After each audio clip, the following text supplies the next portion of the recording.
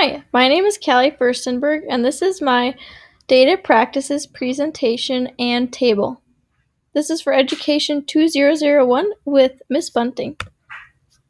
So what is data?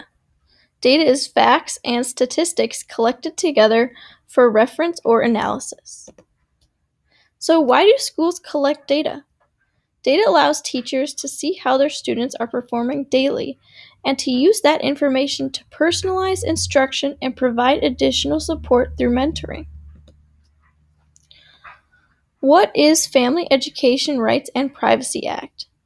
The Family Education Rights and Privacy Act was established in 1974 as a United States federal law that governs the access to educational information and records by public entities such as potential employers, publicly funded educational institutions, and foreign governments. What is Children's Internet Protection Act? The Children's Internet Protection Act, or CIPA, was enacted by Congress in 2000 to address concerns about children's access to obscene or harmful content over the internet.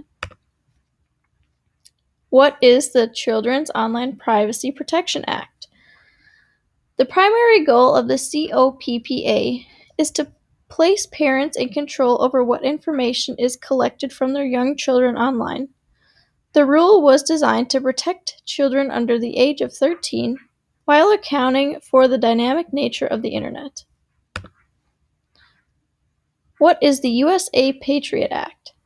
The USA Patriot Act is a U.S. law that granted law enforcement more powers aimed at preventing terrorist attacks. What is the Protection of Pupil Rights Amendment? The PPRA gives parents and students 18 years or older certain rights when a school conducts student surveys, collects the uses information for marketing purposes, and administers certain physical exams to students. So what is my personal ranking of the importance of these 5 acts and why? So my ranking of importance of these acts go from most important, number 1, to less important, number 5. So my first is the USA Patriot Act. I feel like that is super important and the most important of all these acts because it protects against terrorist attacks. The second is the FERPA Act.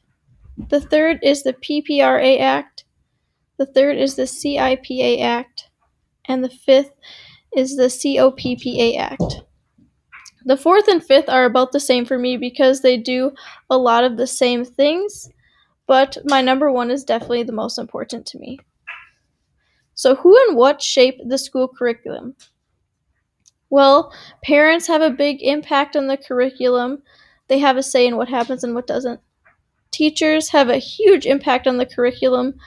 Administrators, state government, local government, and federal government, along with the results of standardized tests from previous years. Those all help shape the school curriculum. So what is the purpose of assessment and accountability? Well, a lot of schools are often ranked by their students' standardized test scores.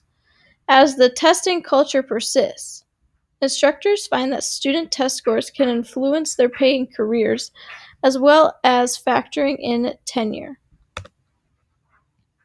So what are some alternatives to high-stakes testing? Well, enthusiastic assessment, also called alternative or performance-based assessment, captures actual students' performance, encourages students to reflect on their own work, and is integrated into the student's whole learning process. And here is my data practice chart that I am doing for this assignment as well. So as you can see in the left column here, you can see the data type, and then in the top columns, you can see who can access this data. And the X's are meaning that those people or systems can access that particular data. So as you can see, the school officials can access all of the data listed on the left. The public has very few access to this data. Parents have full access to this data. The juvenile justice system has some access to this data, but not all. And bus drivers play a huge role in some of this data as well, but depending on the situation, they can access or not access the data.